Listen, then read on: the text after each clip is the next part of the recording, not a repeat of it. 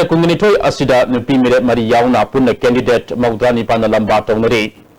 Marilena District Headquarter Digi, polling officer Amadi security personnel Singh Ngarang Digi Hauna Satnaba Hokray. Thabal District Onasu Thabal Mini Secretariat Digi, Marilena polling personnel Amadi security personnel Singh Magi polling station Singh Dasanaba Hokray. Amaramda Hayang Pangtoka Doriba, Mikhala Shida Punna voter Lag Taret Lising Hundramapan Sahum Humfugamapan na vote Hadanagani. Masigi Manungda Nupa voter na Lag Ohum Lising Malfu Matoi Sahum Marfuga Matoi Aduga Nupi voter na Lag Ohum Lising Magdrahumdoi Subna Talagamapani. Nupa service voter Lising Ohum Satre Kuntraganipan Amasung Nupi service voter na Lising Masa Mayakay Mapani, Apunba voter Masinga Sigi, Manungda Punna polling station, Lising Masa Mayakay Matrida, Bot Hadanagani. Hayang Pangtoko the Ribakian and the Kunganitoy Adudi, Lilong, Taubal, Wang Kem, Hairok, Wang Zing Tienta, Kangabok, Wabagai, Kaksing, Yanglam, Sugunu, Jiribam, Sandel Technopal, Pongyar, Ukrul, Chingai, Karong, Mau, Tadubi, Tamay, Tamelong, Amadi, Nungbane. Mikhala Shida polling station Singda Matok Togodaba, polling personnel Amadi security Singh, Chatok Sasin da Kudong Sada Bamafam Singda helicopter Gimatingna, both Hadapam Yahon Kibayao Kray. Amaramda Hayang Pangtoko Doriba, Mikhala Shida, Delhi the Best Tova, Association for Democratic Reform ADRG, report Kimatung Ina, Crore Party candidate Kungamapan Yauri, Masigi Manungda, Indian National Congress Ki Mirep Kunganito Manungda, Crore Party candidate Tara, BJP की candidate कुनगनिथु की मनुंगदा करोड़पति candidate निपान NPP तयत की मनुंगदा करोड़पति अमा Naga people front NPF की candidate तलागमाथु की मनुंगदा करोड़पति candidate मंगा Manipur national democratic front की candidate मरी की मनुंगदा करोड़पति कैंडिडेट अमा अमदी इंडिपेंडेंट मिरप अनि करोड़पति ओलिबा रिपोर्ट असिदा पले लोडेना अपुनबा कैंडिडेट मौदानी पानसी की मनुंगदा क्रिमिनल केस तब candidate अमसु यावरी Amaramda Hayang Pangtoko Doriba, Anisuba Fields ki Mikhal ki Damak, Milenaba, polling personnel Amadi, security personnel Singh Ngarang, Namidang More da Thung Lakray. Kang Nathon Balena gi Matangda Media Advocacy Program Ama, Ngasi State Health Society ki Makada, Lampel Pataleba State Malaria Department Pangtokray, Program Aduda Public Health ki Additional Director Dr. K.S. Sasikumar, State Malaria Officer Dr. L. Jogendra Amadi, State Biologist, T. Kamini Singh Mamir Singh Sarup Yaki. Kang na Pokanba, malaria, dengue, amadi, Japanese encephalitis, Matokaram na Pokali, Laina Ashina Narba, Kanda Matokaram na Layengani, Kari Layong Ulakani Amadi, Laina Singasdagi Matokaram na Ngaktuk na Buhonabada, Mediana Kari Taudang Logo the Habigi Matangda, Ningtina Kanaki. Program si Kari the Mapang Tropono Habigi Matangda, Dr. El Jogendrona, Wafum Kaya Fongdolakli.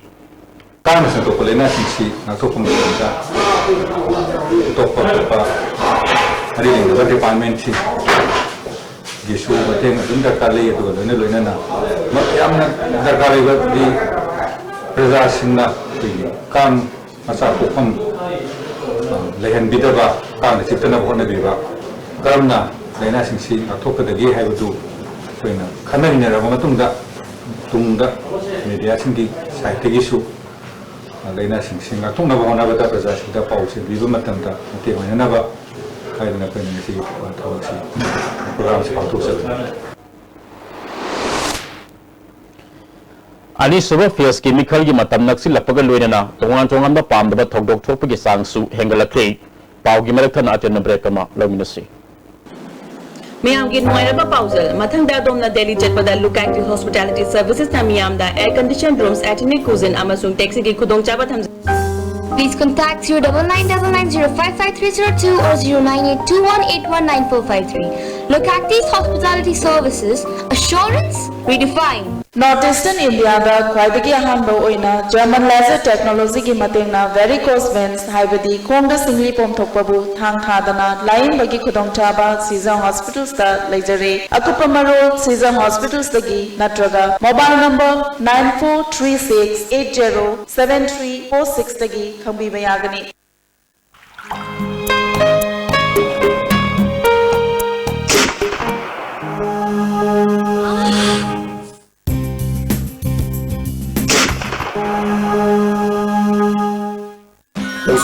Turn relief on man. khwang naba pot chikpa tang chikpa phuna bu singbada sinaba yarba lipsa punna puthok saba auza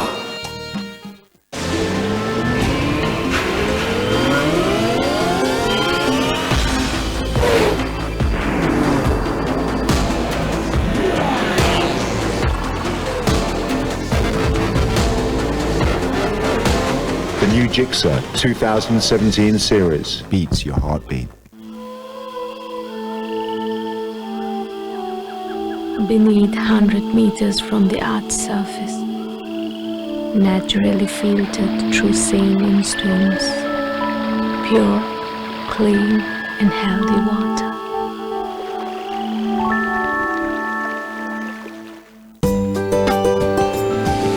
Swiss rolls with exotic fillings from Winkies, the cake specialist. Break it tungda makataba pau pizari. Mahotama Mari Lenaba Singna, Low Unadiba Mafunda, and you want with the plastic yawn of the Hauchikaya, Paisile, Masina Miam the son of Kudon Sadaba Mayok Nare, Satariva, Tongu Miam the Penedre, Hidam Masida report Ama. Kangla Sangam Sangla Kol Amasung, Isro Lokongi Maya, the label, Fan or Kulambigi Sarkamadani. Kol Aniasida Hoji, plastic chair and Cyber Mayama Ubire, Mazu Saribo, Politin Dexing Asi. Wakanda driba micham miyam sa khaidona thanama pot nate miyam na mafam jana hundu amni hana thaja bugloina na NGO singda thagi pifam tokpa senfam piraga pi khaiba phatta haudi miyam do mafam asida chariba sing asi mangdu uriba mahut department na sakhanglaba NGO sing haido liba phatta haudi haido kon mafam asida ki pairakpani kari gidamak amadi matau kadamna akoi beragi labukta polythene marang kana saitho ibno haina mafatta ba haitoko mafam asida ISTB na thijanjaro matamda taibangji da sijinariba pot khudima fatta bo orab matungdo hundokpham oriba mafam asida nuomada gari nifu dengna yankhai bawa yaure haina mafam asida thabak tariba sinbi amana phongdorani si edona phongdorokpagi matungina nuomada yaurikniba fatta basing adi minda waramgi matamda lebak na kupsangidabani adubu lebak na kupsalaktaba numit mangani tarukni sure haina phongdorani Nabu lamana polythene zakhabna akoibagi fibam da kadai phaw so ali amadi amot akai paisilnaga mathak lebak khumjillaga thamkibana kari thorakba yai haibagi matang da environment department gi junior scientific officer TS Bogen na phongdorpda plastic ase koina house to house campaign tawruraga natraga bazar dagi khonggatpa masung ate topodagi khongkalaga masigi mayam sing huge kanoda khumjaga kari gumba land filling tawgidana phumjan gibada plastic si degradable oigera non degradable oigera haire bisi phumjan gi matamda matangi matungina masi kuirabusu kuina ngallabusu nganna mase pathapumdabadi sungo soidan tawkani madu tawko process taw matamda madu ground water gi kenoda sangidana magi chemical oiba kenoduna ground water da sangaktana madugi ground water gi kenoda ising da sohalakwa masung soil da sohalakwa adagi tholakwa degrade tawkana tholakwa magi gas samna haibada methane gumbasina global warming da climate change da maduna mating pangakpa madugi mayam amadi leigre masina atopa amane aduga plastic asi mai thabada tholaiba gas yam tholakpa sing asi ki manungda maruina sulfur dioxide nitrogen oxide carbon monoxide pallaba yabada aduga khwadi maru di dioxin naina amathui masigi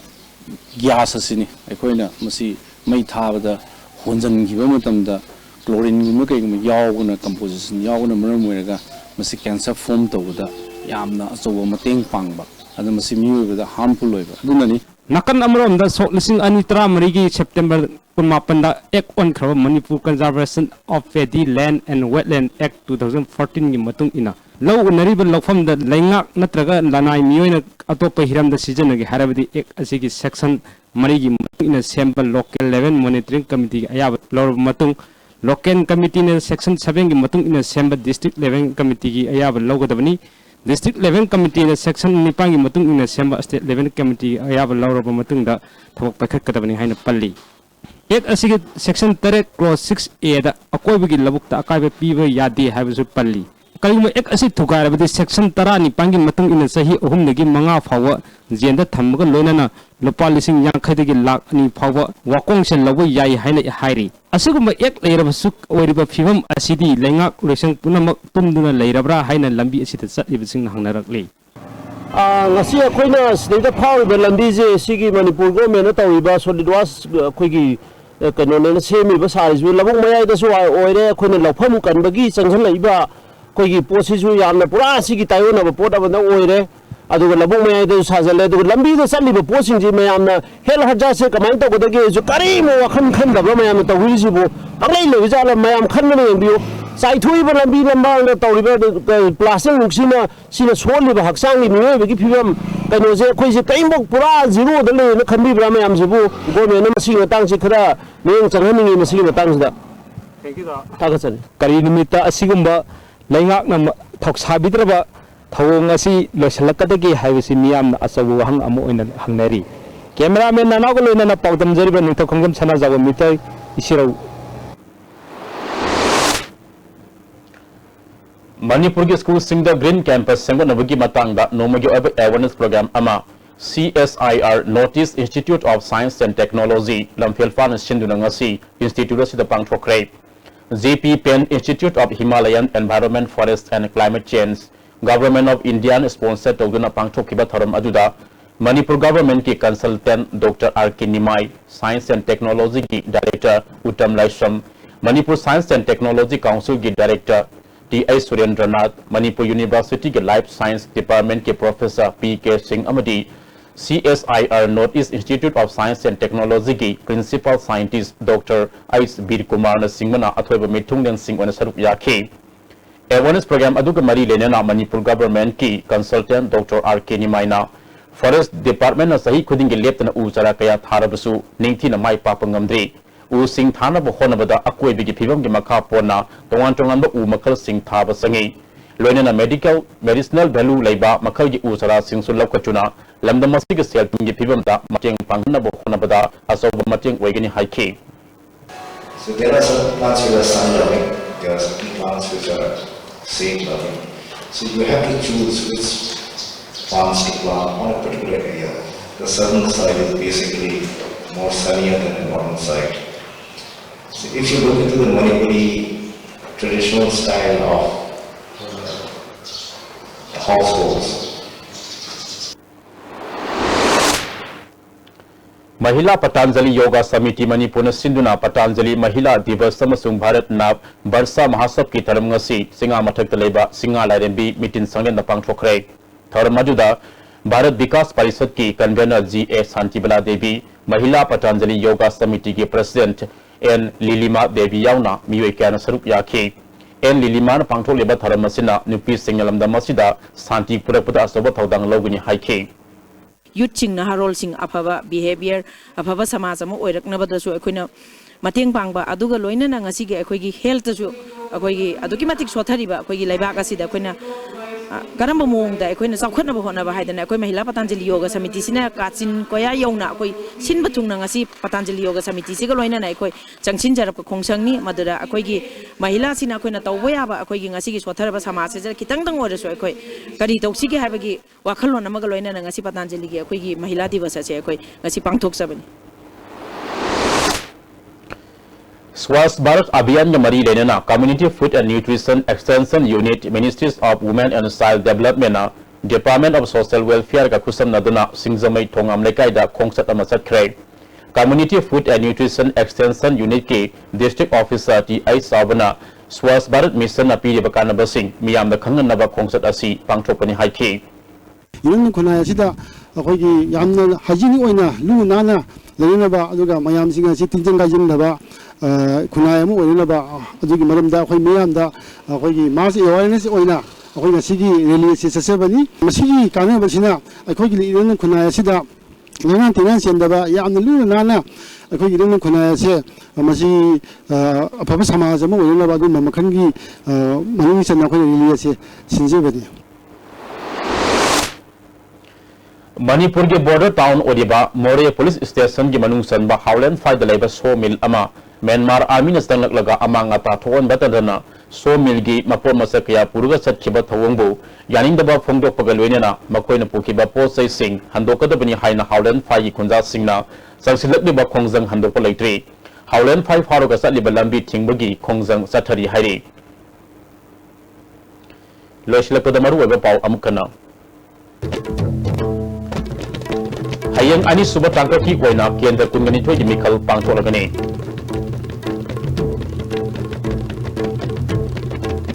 Hausi Pablo di ISTV na pijaba pau matang asida loizare mayang tabiri bapuna mapu amukana kunumtari